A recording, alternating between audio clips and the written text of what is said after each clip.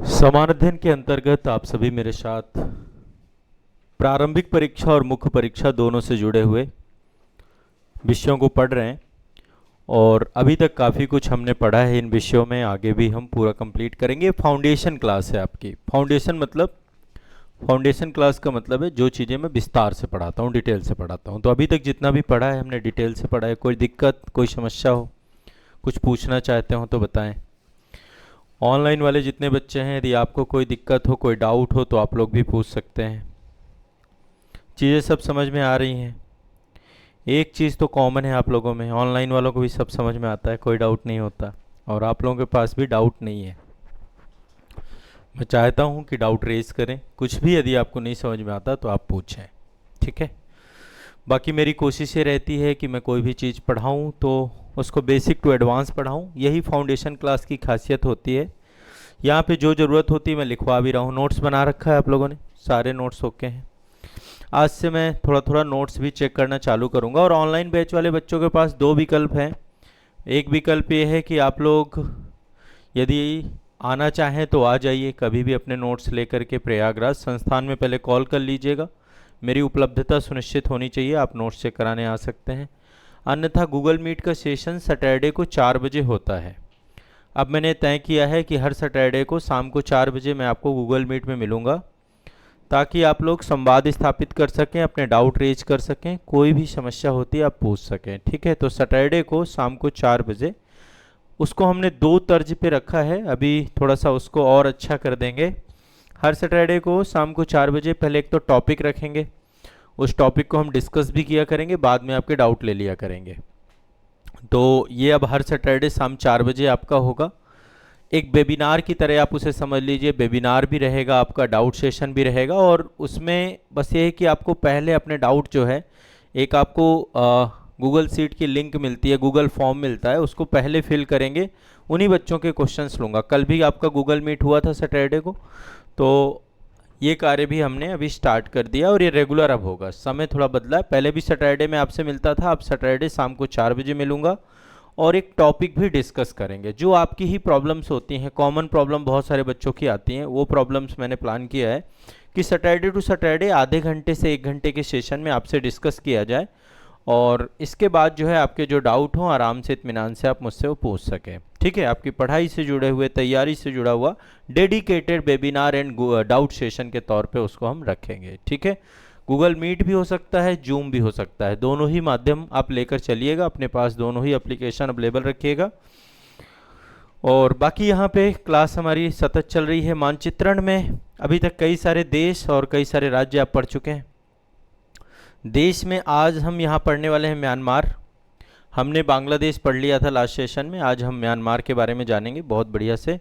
और राज्य में पिछले सेशन में मैंने केरलम पढ़ाया था, आज मैं आपको तमिलनाडु के बारे में बताऊंगा, ठीक है। तमिलनाडु राज्य के बारे में पढ़ेंगे हम। पूरे के पूरे भारत के 28 राज्य और 8 केंद्र शासित प्रदेश देख रहे हैं। इसके बाद अगला जो रखेंगे ना, मैं चाह रहा हूँ नॉर्थ इंडिया पहले कवर हो जाए। यूपी हो गया आपका, फिर एक एक यूटी भी बीच बीच में लेते जाते हैं। 8 यूटी हैं, ये भी खत्म हो जाए। दिल्ली को पहला उठाएंगे हम, दिल्ली को विस्तार से पढ़ेंगे, दिल्ली से शुरुआत करेंगे। वैसे दिल्ली का एक जनरली सेशन मैंने लिया है, लेकिन अभी मैं चाह रहा हूँ दिल्ली को एक सेशन में आपको विस्तार में कवर कर दूँ। मेरी राज्यों वाली सीरीज़ नहीं छोड़नी आपको, और विश्व वाली सीरीज़ भी पूरी करनी है, कंप्लीट है ना। भारत के भूगोल में हिमालय कंप्लीट हो गया आपका, है ना। आज हम उत्तर भारत का मैदान पढ़ेंगे आज के सेशन में, बढ़िया से उत्तर भारत के विशाल मैदान पढ़ेंगे। हिमालय मैंने बहुत अच्छे से कंप्लीट कराया है, जो ज़रूरत थी मैंने लिखवा भी दिया है, ठीक है।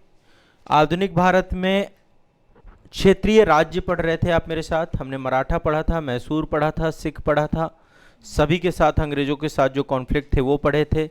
लास्ट मैंने आपको रोहिलखंड पढ़ाया था, बंगस पठान पढ़ाया था, जाटों के बारे में पढ़ाया था।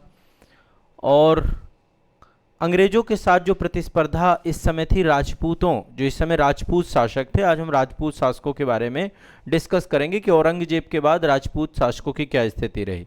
अकबर के समय काल से राजपूतों के साथ जो नीतियां बदली थीं, और बाद में अभी वर्तमान में आधुनिक भारत के इतिहास में 1707 के बाद राजपूतों की क्या परिस्थिति रही मुगल साम्राज्य में। तो आज हम राजपूत शासक पढ़ने वाले हैं, राजपूताना पढ़ने वाले हैं पूरा। पॉलिटी में हमने पढ़ लिए सारे अमेंडमेंट, 106 के 106 अमेंडमेंट जितने महत्वपूर्ण थे वो तो सारे मैंने कराए ही हैं। अमेंडमेंट कैसे होता है वो भी चीज़ें मैंने स्पष्ट की हैं आपको, आर्टिकल 368 पढ़ाया था। इसके अलावा कोई डाउट होता है, कुछ भी होता है, मोस्ट वेलकम है, आपका पूछ सकते हैं। आज हम इसमें पढ़ेंगे संविधान के स्रोत, संविधान के स्रोत, संविधान की विशेषताएं। और यहाँ पे अब जो भी पढ़ रहे हैं सब डिटेल में पढ़ रहे हैं, सबके नोट्स बनेंगे। ये एक कम्प्रीहेंसिव सेशन है आपका, ठीक है। एक योजना और मैंने बनाई है कि जैसे हम जीएस मास्टरी का फाउंडेशन क्लास चला रहे हैं जिसमें हम विषय वस्तु को डिटेल में पढ़ रहे हैं, ऐसे ही हम मेंस में भी लेके चल रहे हैं। एक हम रिवीजन सेशन भी आपका रखें, सप्ताह में कम से कम एक क्लास, हो सकता है 2 क्लास, जिसमें आपको जो मैं पढ़ा रहा हूँ, जो विषय पढ़ा चुका हूँ, उनका एक रिवीजन हो आपका डिटेल में, ठीक है। तो रिवीजन का भी हमने योजना बनाई है और रिवीजन आपका स्टार्ट हो जाएगा इसी सप्ताह से। मैं क्लास लेना शुरू करूँगा रिवीजन की, जिसमें सब्जेक्ट हम लेंगे उसमें केवल तथ्यात्मक फैक्चुअल जानकारी होगी जो कि प्रीलिम्स ओरिएंटेड होती है। प्री में जो तथ्यपरक जानकारी आती है वो मुझे यहाँ पे आपको याद कराना है, चाहे वो कोई भी प्रीलिम्स एग्जाम हो, सबके लिए सब्जेक्ट आपके पहले से नियत रहेंगे। सब्जेक्ट मैं चाहता हूँ आप लोग स्वयं सजेस्ट करें कौन से सब्जेक्ट का आप रिवीजन चाहते हैं, जो आप लोग कह देंगे उसी सब्जेक्ट को मैं यहाँ पे रिवाइज करा दूंगा। मुश्किल से एक विषय पर 8 से 9 लेक्चर कंप्लीट बस, ठीक है, उतने में आपका रिवीजन हो जाएगा। एक विषय पर मैक्सिमम 10 लेक्चर, मैक्सिमम, यानी एक महीने में हम 3-4 सब्जेक्ट कंप्लीट करने वाले हैं यहाँ पर। बहुत कम्प्रिहेंसिव सेशन वो भी रहेंगे। उसका जो वेरिएंट अभी मैं बताऊंगा वो जीएस बूस्टर के तौर पे रहेगा, जिसमें मैं जीएस आपको पूरा आपके दिमाग में बैठाने का काम, रिवीजन का काम, वो सारा काम वहाँ पे रहेगा। तो वो भी वो सतत चलता रहेगा। दूसरा आपका जीएस का प्रीलिम्स और मेंस ये भी चलता रहेगा, ठीक है। तो एक तरफ से रिवीजन की चिंता जो मेरी है, जो जनरली मुझे पता है कि बच्चे जा कर के लास्ट में रिकॉल नहीं कर पाते, फिर इसके बाद 1 रिवीजन 2 रिवीजन और आपको करने पड़ेंगे। देखो पॉसिबल नहीं है कि आप पूरी तरीके से मेरे ही भरोसे बैठे रहें हर चीज़ में, आपको स्वयं रिवीजन करना है। मैंने आपको सिर्फ एक ही टास्क दिया है, जो भी मैं पढ़ाऊँ अलग से कुछ नहीं पढ़ना है, केवल रिवीजन करिए, इतना भरोसा करके चलिए, आपका कुछ भी गड़बड़ नहीं होगा। ना आपका प्री गड़बड़ होगा, ना आपका मेंस गड़बड़ होगा। मेंस में मैं आंसर राइटिंग सिखा रहा हूँ, जितनी चीज़ें आपको सिखाता जाऊँ, स्टेप बाय स्टेप आगे बढ़ना है। अभी मैं आपको सोचना सिखाऊंगा, सोचते कैसे हैं। ये सब काम आपके स्कूलों के थे, ठीक है। स्कूलों में चीज़ें आपके अभी तक डेवलप हो जानी चाहिए थी, लेकिन जनरली मुझे पता है कि भारत में आप जिस तरीके से पढ़ के निकले हो, आधे से ज़्यादा तो ग्रेजुएशन में स्कूल ही नहीं गए होंगे। ये भी होता है, ग्रेजुएशन का फॉर्म भर दिया, इसके बाद आपको पता ही नहीं है। अच्छा जाएं भी क्यों, वहाँ पे कोई स्ट्रिक्ट रूल्स नहीं है। तो इस कारण से आपका फाउंडेशन बहुत वीक है बहुत सारी चीज़ों में। तो सब्जेक्ट हम पढ़ ही रहे हैं, आंसर राइटिंग में आपका करवा ही रहा हूँ, कोई दिक्कत नहीं है, ठीक है। आंसर राइटिंग में भी बहुत कुछ सीखोगे जनरली धीरे धीरे। अभी पहले मैं 3-4 सेशन आपके लूँगा। एक इंट्रोडक्शन कैसे लिखते हैं, एक सेशन रहेगा मेन बॉडी कैसे लिखते हैं, और एक सेशन रहेगा आपका निष्कर्ष कैसे लिख। ये जब हो जाएगा फिर इसके बाद जब तीनों लिख लोगे, फिर एक सेशन रूपरेखा कैसे बनाते हैं, क्वेश्चन का फॉर्मेट शुरू में जैसे पढ़ोगे, पढ़ते रूपरेखा आपके दिमाग में आ जाए, और इसके बाद फिर thinking process, presentation, answer writing, speed limit, time limit, जितनी भी अदर रिक्वायरमेंट है आंसर राइटिंग की, वो सब जब आंसर राइटिंग सीख जाओगे इसके बाद ऐसे राइटिंग का काम चालू होगा। ऐसे चूँकि अलग विषय वस्तु है, थोड़ा सा मैं उसको अलग डायरेक्शन से लेके समझाऊंगा। तो पहले मास्टर हम बनाएंगे आपको आंसर राइटिंग में, और फिर मास्टर बनाएंगे आपको एसे राइटिंग में। ओवरऑल सब कुछ कर देंगे, ठीक है। तो जीएस में ये हमारे प्रीलिम्स के टॉपिक है। कुछ पूछना हो, कोई डाउट हो, कोई मन में दुविधा हो, कोई शंका हो, हाँ, zero doubt, zero doubt class है ये, कोई डाउट नहीं रहता। और आप रेगुलर क्यों नहीं रहती बेटा, आपको पता है, आपको मैं एक बात बताता हूँ। कोई बात नहीं, मुझे पता है पानी भरा होगा, अभी तो बहुत सारी चीज़ें आने वाली हैं, अभी तो मानसून बदलेगा, फिर ठंड आ जाएगी। कई बार हमें पता नहीं होता, जाने अनजाने में हमारी आदत में कुछ चीज़ें आ जाती हैं, जिसमें से रेगुलरिटी भी एक आदत है। निरंतरता ऐसे नहीं होता कि निरंतरता कोई ज़बरदस्ती के नहीं, वो एक हैबिट है। आप थोड़ा सा समझो इस बात को, जाने अनजाने में आपके जीवन में रेगुलरिटी चली गई है, वो नहीं, जिसको हम कहें ना, ये बहुत बड़ा टूल है आपके सिलेक्शन का, समझिएगा मेरी बात को। आपका कोई मतलब, फिर इससे अच्छा है कि आप अपने जीवन को एंजॉय ही कर लो, क्यों दुविधा में पड़े हुए? यदि रेगुलर नहीं रह पा रहे हो, आप में से सबको बोल रहा हूं मैं, यदि आप रेगुलर नहीं रह पा रहे हो तो आप छोड़ दो इसे, कोई मतलब नहीं है इस एग्जाम का। देखो मैं साफ सीधी सी बात बोलता हूं, नहीं कर पाओगे, नहीं हो पाएगा, नहीं होगा सिलेक्शन। कुछ चीजें हैं जो रिक्वायर्ड हैं, जो चाहिए होंगी। डेली ही कार्य करना है, डेली ही पढ़ना है। पुजारी वाली आदत, पुजारी का आदत कैसा होता है? पुजारी का आदत होता है चाहे उसको कोई भी समस्या हो, कोई भी तकलीफ हो, कितनी भी प्रॉब्लम्स हो, सुबह उठता है, उसका टाइम भी फिक्स है, भगवान को स्नान ध्यान करा के पूजा करना उसका फिक्स है। ऐसे नहीं पुजारी बोलता कि आज तो 105 डिग्री टेम्परेचर था मुझको। आपको आपने जो टारगेट चुना है ना, इस टारगेट में आपको अपने आपने व्यक्तित्व को समझना है। आपकी पर्सनालिटी यदि उस योग्य नहीं है तो कृपया करके क्षमा कीजिए, इस एग्ज़ाम को यह आपके लिए नहीं बना है, नहीं हो पाएगा। सिविल सर्विसेज ऐसे नहीं निकलते हैं बच्चों के। सिविल सर्विसेज वाले बच्चे थोड़ा सा अलग टाइप के होते हैं। यदि वो गुण नहीं विकसित हो पा रहा, ट्राई कर लिया 1 महीने 2 महीने 4 महीने, छोड़ दीजिए। जो मेडिकल के बच्चे होते हैं, जो आईआईटी के बच्चे होते हैं, आपको पता भी है वो बच्चे जैसे रिजल्ट आते हैं वो क्यों इतना अच्छा करते हैं। उनके अंदर है कैपेसिटी, वो बैठ जाते हैं 2 घंटे 4 घंटे 6 घंटे नहीं, 10-10 घंटे 12-12 घंटे। मैंने इंटायर वीडियो सेशन जब लिए थे 12 घंटे की क्लास चलती थी। सुबह 9 बजे चालू करता था, रात को 9 भी बज जाता था, कभी कभी 10 11 12 भी बजता था, 13 भी, मतलब ये समझ लीजिए कि 2 बजे भी मैंने एक क्लास को छोड़ा था।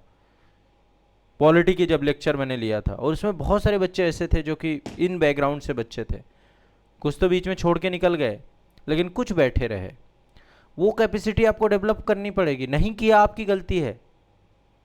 अब आप कंटिन्यूअस बैठ नहीं सकते 2 घंटे 3 घंटे 4 घंटे में, बैकबोन में पेन आ रहा है आपके।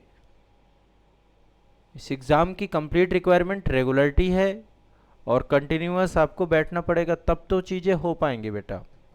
नहीं भरोसा मान लो, विश्वास मान लो, लिख के ले लो, गलत जगह आ गए हो, गलत एग्ज़ाम में आ गए हो। ये बहुत बड़ा एग्ज़ाम है, ऐसे थोड़ा ना कोई अधिकारी बनता है। ठीक है, तो कृपया करके पहले इन हैबिट्स को समझो। लेट उठने की हैबिट आ गई आप में तो वो आएगी, वो फिर हैबिट रिप्लेस करनी पड़ेगी।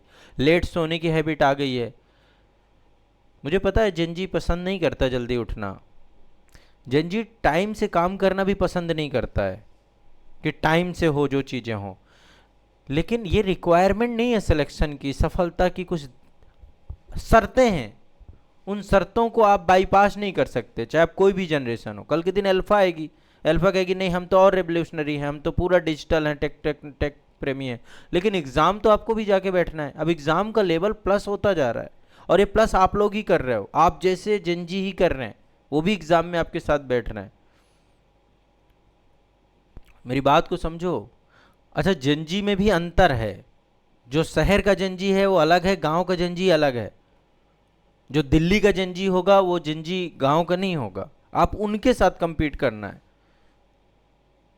थोड़ा सा चीज़ों को समझो, नहीं समझोगे तो बस बात यहीं की यहीं रह जाएगी। सिलेक्शन ओरिएंटेड बनिए, प्रॉब्लम ओरिएंटेड मत बनिए। आपको क्या लगता है वहाँ का पूरा जनजीवन शांत हो गया, सब बंद, बिल्कुल लोगों ने ताला लगा दिया घर के अंदर? नहीं था ना ऐसा। पानी भर गया होगा तो क्या पूरा ताला बंद हो गया? पूरा वो शहर ही बंद कर दिया, उस एरिया के लोगों ने चलना फिरना बंद कर दिया, कोई माध्यम नहीं बनाया। आज कैसे आ गए फिर? तो फिर लोगों ने जनजीवन पूरी तरीके से बंद कर। चलो ये एक दिन की बात थी। आपको अपनी अटेंडेंस पता है? पता है? नहीं, चलो वो भी एक, चलो ठीक है। और उससे पहले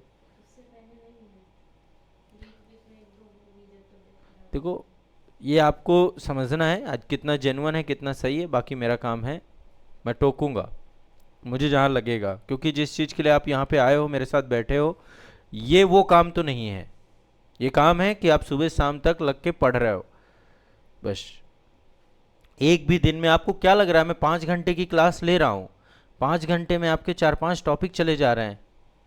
आपको समझ में भी आ रहा है एक दिन की क्लास का लॉस आपके लिए कितना घातक होगा? इस बात को भी तो समझो ना।